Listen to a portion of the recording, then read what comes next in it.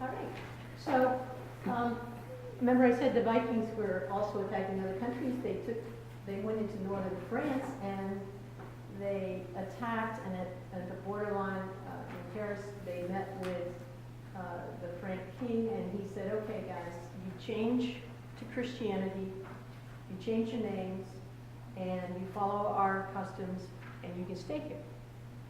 So they agreed to do that. So Rollo became Robert, and their language now is mixing in with their Scandinavian, with the Norse, into the Danish, into the native Frank and Gaul languages. So the first Anglo-Saxon king of all of Britain was Athelstan.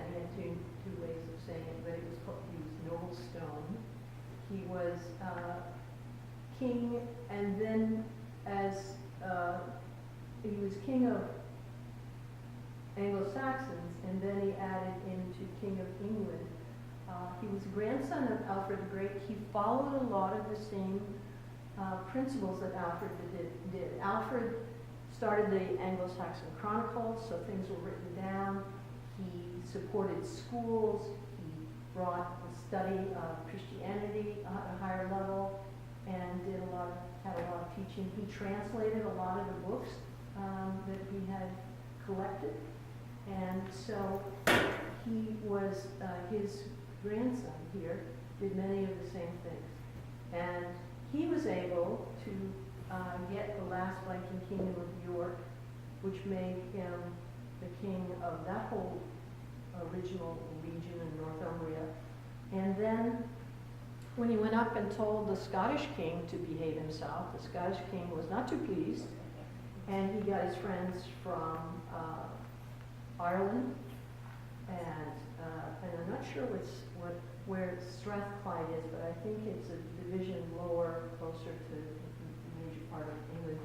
And they invaded England, but Athelstan said, and they had a big battle of Brunanburh, and never yet as many people killed before with swords as since the last from the East Angles and Saxons came up over the broad sea. So again, another huge battle where people were destroyed. And they say that one of the most important things that did was it kept the Anglo-Saxon people together. They continued to speak. Anglo-Saxon is another way of saying Old English. They kept Old English as a language, and persevered. So here's Knut and his father Sven Borkbeard. They, as every good Viking does, they attacked England.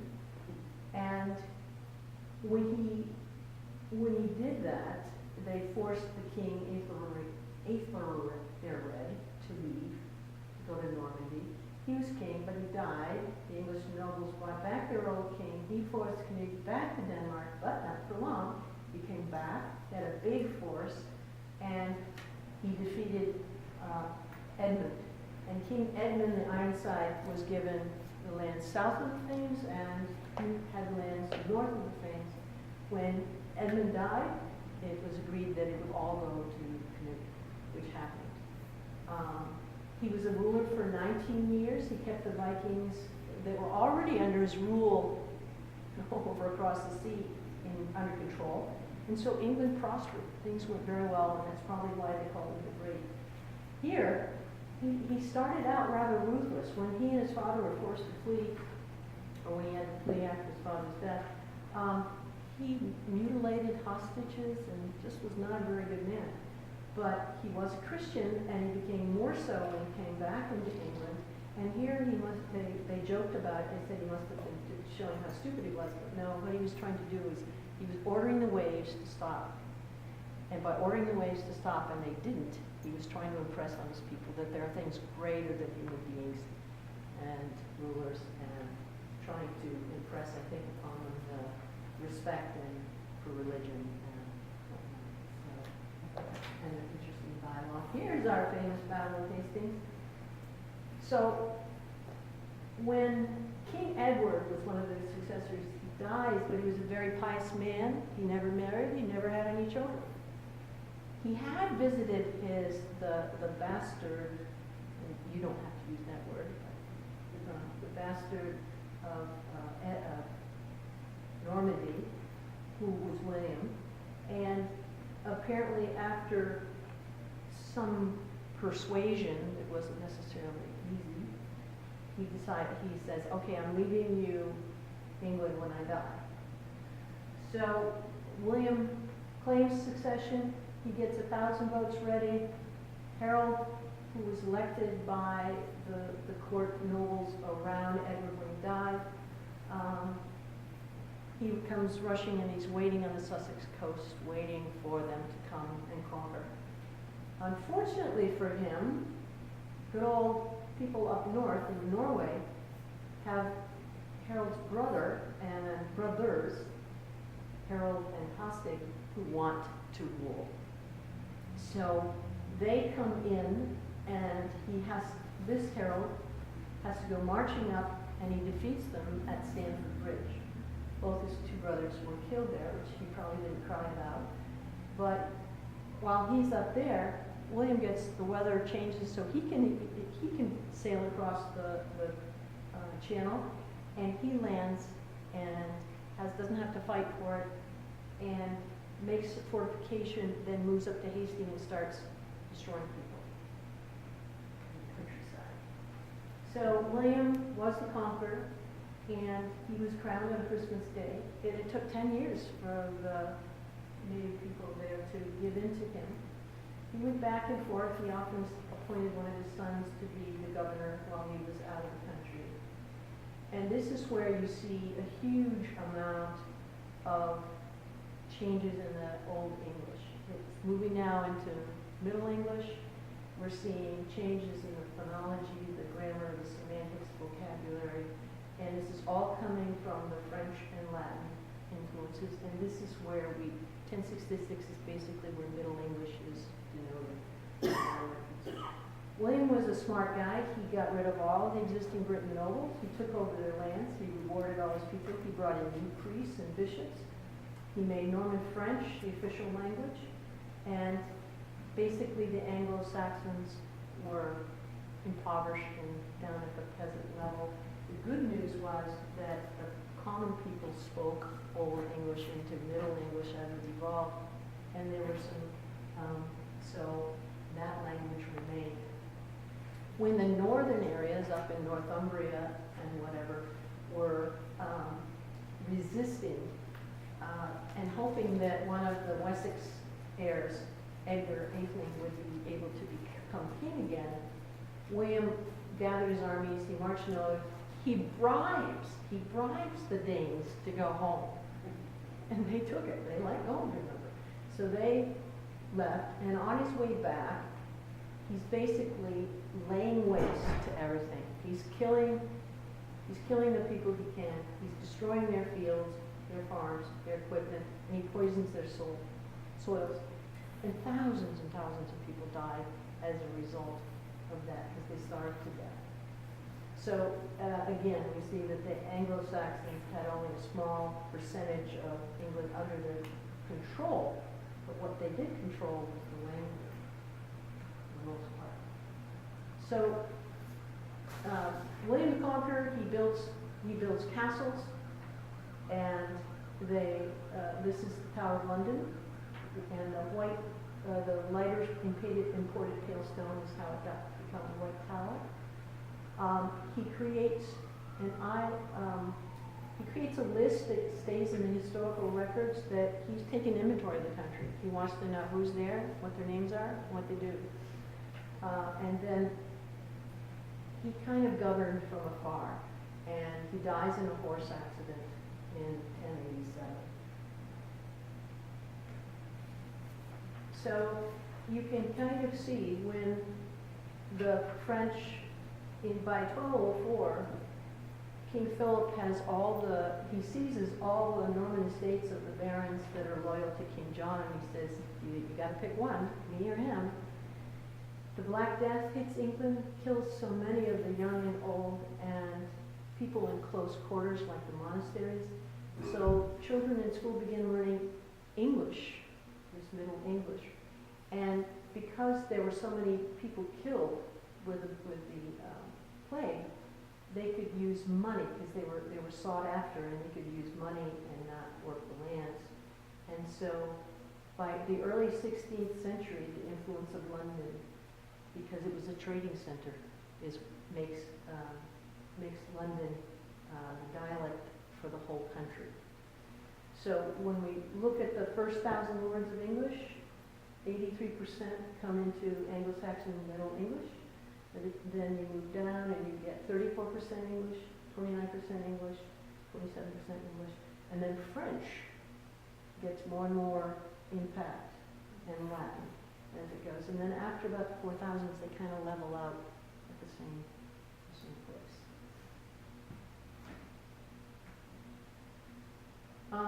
That's a good question. Yeah. When you say first 1,000 words, first 3,000. So if you took the most common, I should have explained that, you take the most common words of English, basically the sight words, those are the Old English words. And the fun thing is to look in a dictionary and you'll get a word listing and then etymology and it'll list. It'll say Anglo-Saxon or it'll say Latin or it'll say French or German, whatever. So it's kind of cool to see. Joan of Arc apparently never wanted to carry a sword, but she carried her banner. She probably was suffering from some form of epilepsy. She had visions, although some seemingly were correct. But she is part of the group of what England was now a vassal state to France. And one of the things they did in France was decide that a woman could not be king or queen alone, and that anybody descending from her in the line could no longer be king. So they were ignoring all the Normans that had settled in England. When the French King Philip VI interfered with King Edward of England's war with the Scottish, he turned the tables on them and he went after them.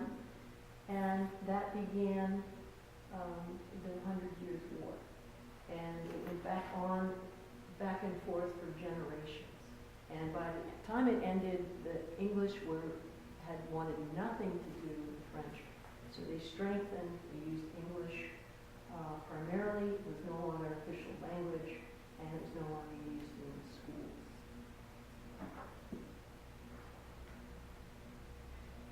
King Henry V came into being a king at a very early age. His father, he had sent him off to war in Wales, and he learned diplomacy with his father. He didn't actually agree with his father a whole bunch, but he was a good king. He got people to simmer down and cooperate. One of them, and he was the first post-Norman king to use English as the official government language. Before it was the French. So he died in France of, I think, cholera in 1422, fighting in the 100 Years' War. So basically, what this says is that, just what we talked about, that London's dialect became the established Middle English, that many of the Old English habits of endings like haben was have, and the second syllable disappeared.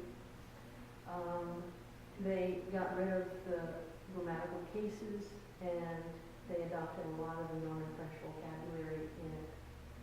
So all the heptarchies had different versions of Old English in it, but the standardized ones became standardized, but they were enriched by all the different ways of saying other words in different parts of the country. So that's one of the reasons English is so extremely rich. Here we are with William Caxton. He goes into Westminster, he sets his presses up, and he's credited, and the men follow him with getting, because he translated, he produced 80% of his books in English, and he helped cement Middle English into place. So this is it. This is basically what we just talked about. The very fact that languages were surviving because the Norman English commoners used the Old English, that Normans intermarried and had to learn how to speak it with the common people. The aristocrats that didn't want to lose their lands in France went back to France. Nationalism grew because of the 100 Years' War, and upper English members started speaking English with pride, and so we have it. Okay, all right. So these references are there for you to use. And now, if you like, let's take your timeline and stuff and see how we did. See how we did?